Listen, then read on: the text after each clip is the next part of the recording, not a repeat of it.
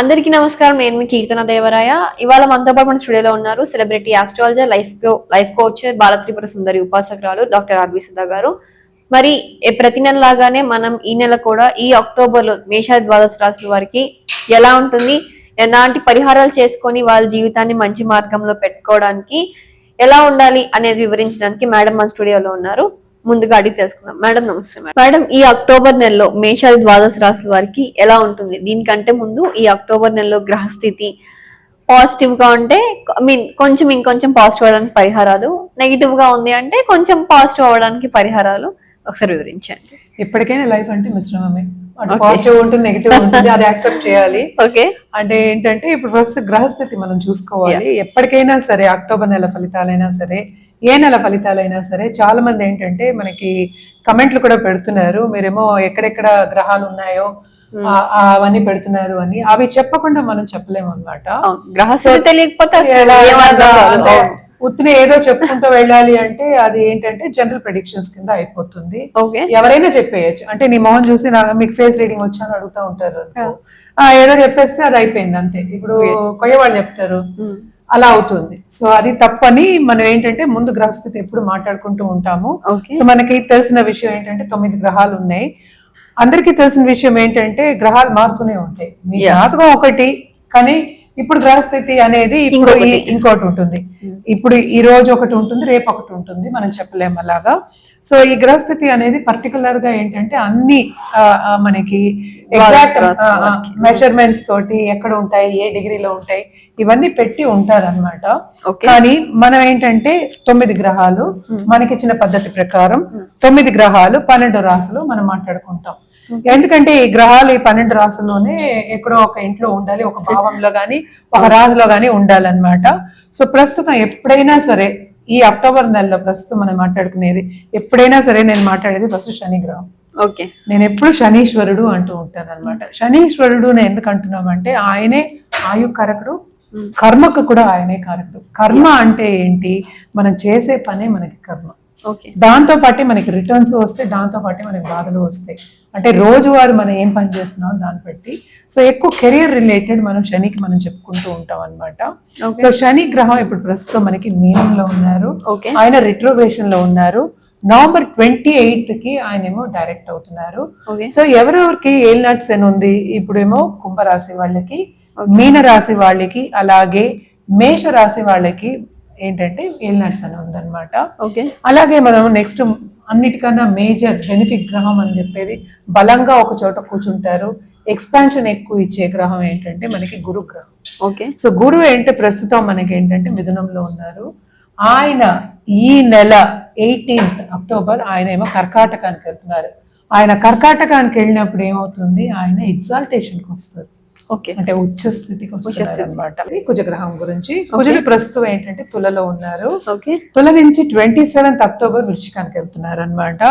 మళ్ళా మనం మాట్లాడుకోబోయేది ఇప్పుడేమో రాహు కేతువుల గురించి. రాహు ఏమో ప్రస్తుతం కుంభం, కేతు ఏమో సింహంలో ఉన్నారు. అలాగే మనం చూసాము అంటే సన్ అంటే ఏంటంటే అంటే మేజర్ ప్లానెట్, మనకి అన్ని బ్రైటెస్ట్ స్టార్ అని కూడా చెప్తూ ఉంటాము. సూర్యగ్రహం, సూర్యగ్రహం ఏమో మనకి 17th అక్టోబర్ కి తులకి వెళ్తున్నారు. ప్రస్తుతం ఏంటంటే కన్యలో ఉన్నారు అనమాట. అలాగే నెక్స్ట్ మనం చూడబోయేది ఏంటంటే శుక్రుడు. శుక్రుడేమో కన్యకి 9th అక్టోబర్ కి మూవ్ అవుతున్నారు అనమాట. ప్రస్తుతం వీనస్ కేతు కలయిక మనకి సింహంలో ఉందన్నమాట. అలాగే మనం చూసాము అంటే సన్ గురించి మనం మాట్లాడుకున్నాం. ఇప్పుడు ఆయన ఏంటంటే డెబిలిటేషన్ కి వెళ్తున్నారు.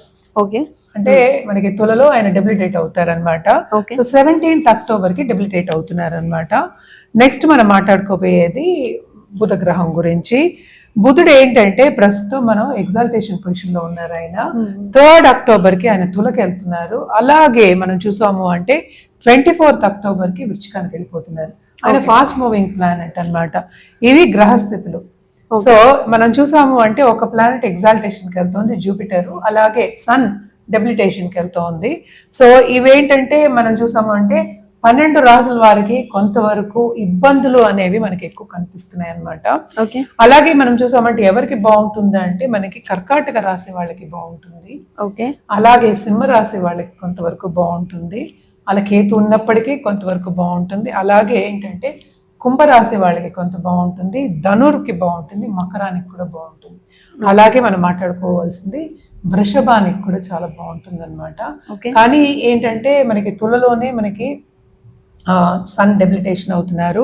అలాగే వీనస్ మనం చూసాము అంటే 6th హౌస్కి వెళ్తున్నారు అనమాట. అంటే ఏంటి, కన్యకి వెళ్తున్నారు, కానీ 5th హౌస్కి వెళ్తున్నారు.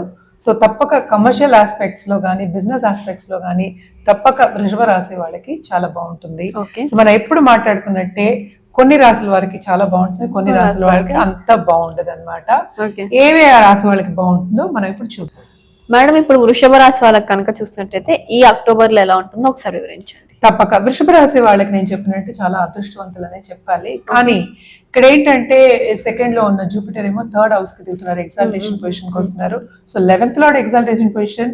అండ్ ఆల్సో ఏంటంటే మనం చూసాము అంటే ఈ పొజిషన్ కూడా ఏంటంటే కొంచెం అంటే గోచార రీత్యా చూసాము అంటే మంచి పొజిషన్ అన్నమాట. సో తప్పక వీళ్ళు అనుకున్నది సాధిస్తారు, అది ఫస్ట్. అలాగే ఈ రాశికి అధిపతి మనం చూసాము అంటే 4th నుంచి 5th కి వెళ్తున్నారు.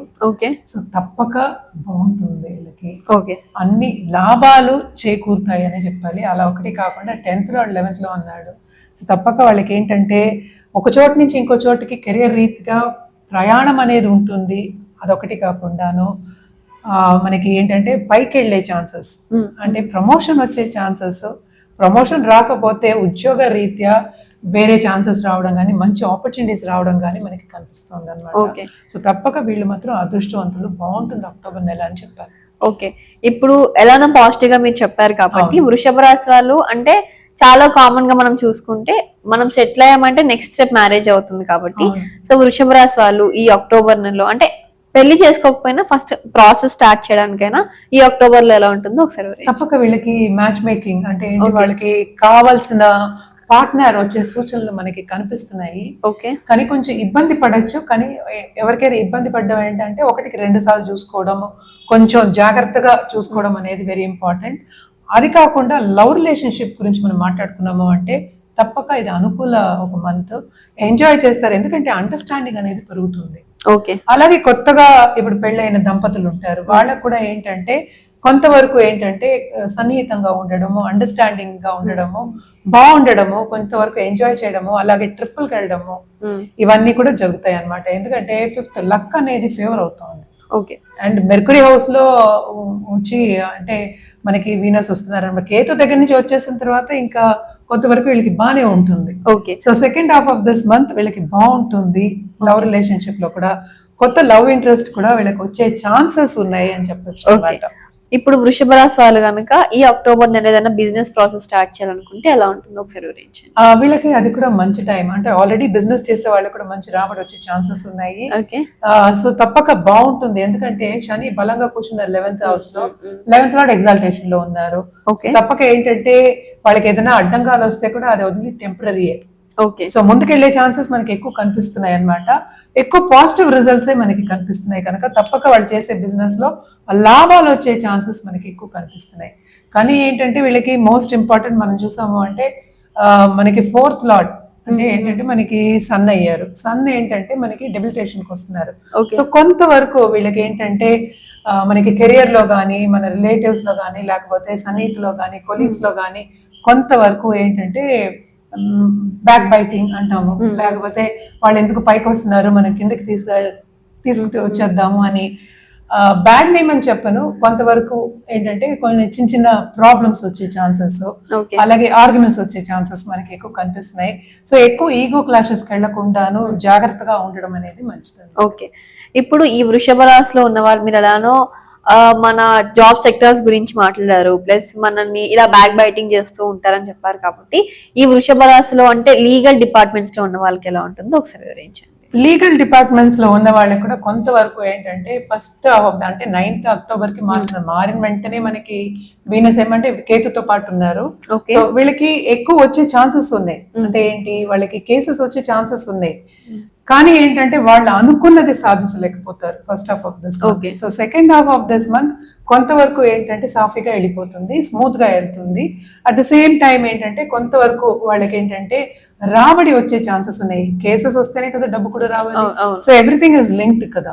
సో లింక్ అయినప్పుడు ఏమవుతుందంటే వాళ్ళకి తప్పక రాబడి వచ్చే ఛాన్సెస్, నేను ఇందాక చెప్పినట్టు రాబడి అంటే కొంతవరకు సేవింగ్స్ వచ్చే ఛాన్సెస్ మనకి కనిపిస్తున్నాయి అన్నమాట. ఓకే, ఇప్పుడు ఈ వృషభ రాశి వారికి కొంచెం నెగిటివ్ పాజిటివ్ అటు ఇటు ఉంది కాబట్టి పరిహారాలు వివరించండి. సో తప్పక వీళ్ళు కూడా ఏంటంటే ఫస్ట్ సూర్యుడికి అర్ఘ్యం ఇవ్వడం అనేది చాలా చాలా మంచిది. ఓకే, ఎందుకంటే కంఫర్ట్ లెవెల్లో కొంత డిస్కంఫర్ట్ వచ్చే ఛాన్సెస్ ఉన్నాయి ఇందాక చెప్పినట్టు.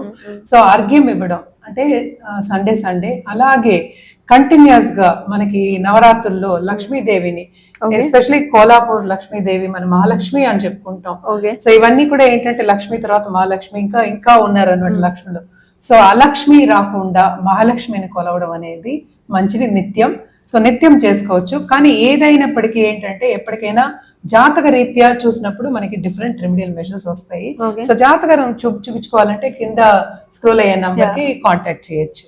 మనం ఇప్పుడు మాట్లాడుకున్నాం అక్టోబర్ గురించి. అక్టోబర్ నెల ఫలితాలు ఒక్కొక్క రాశి వారిగాను అంటే ఏంటంటే ఇవంతా ఏంటంటే జనరల్ ప్రెడిక్షన్స్ అన్నమాట.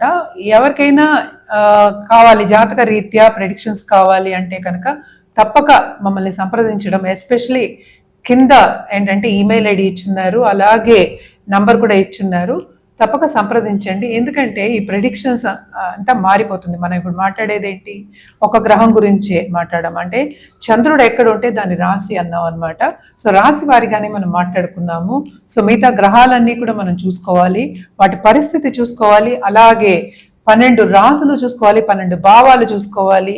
అలాగే ఏంటంటే గ్రహ మైత్రి అంటే ఏ గ్రహాలు కలిసి ఉన్నాయి, ఏ గ్రహాలు మాట్లాడుకుంటున్నాయి, ఏ గ్రహాలు ఏ పొజిషన్లో ఉన్నాయి, ఎంత బలంతో ఉన్నాయి, ఇవన్నీ చూసుకుని దశా సిస్టమ్ అంటే ఏంటంటే ఇప్పుడు దశ జరిగేది, ఇప్పుడు ఏం టైం జరుగుతోంది అవన్నీ చూసుకుని మళ్ళీ గోచారం చూసుకుని మనం ఒక రెమెడియల్ మెషర్స్ కానీ పరిహారం కానీ ఇవ్వడం జరుగుతుంది. ఇదంతా ఎప్పుడు జరుగుతుంది, జాతకం చూసుకున్నప్పుడే. అంటే ఏంటి, వ్యక్తిగత జాతకం చూసుకున్నప్పుడే జరుగుతుంది అనమాట. అది కూడా ఏంటంటే మనం మన దగ్గరికి రాకపోయినా ఎవరో ఒక మంచి పండితుడి దగ్గరికి వెళ్ళి జాతకం అంటే అస్ట్రాలజీ బాగా తెలిసిన వాళ్ళ దగ్గరికి వెళ్ళి చూపించుకుని పరిహారాలు చేసుకుంటే అది కరెక్ట్గా ఉంటుంది.